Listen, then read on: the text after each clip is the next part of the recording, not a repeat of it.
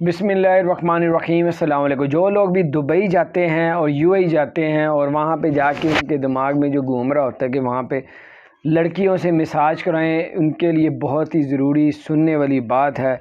اب وہاں پہ دبئی میں تو یہ ایک قسم کا بن چکا ہے مذاق ہی، کیونکہ ایک تو لوگ مساج کرنے جاتے ہیں لڑکیوں سے کروانے، ایک تو گناہ کماتے ہیں، آنکھوں کا زنا، ہاتھوں کا زنا، اس کی سزا ملتی۔ دوسرا جو لوگ بھی اس چکروں میں جاتے ہیں وہ لوگ مزید بندوں کو بلا کے ان کو اغوا کر لیتے ہیں، ان سے پیسے لوٹ لیتے ہیں، اور یہ بہت ہی عام ہو چکا ہے۔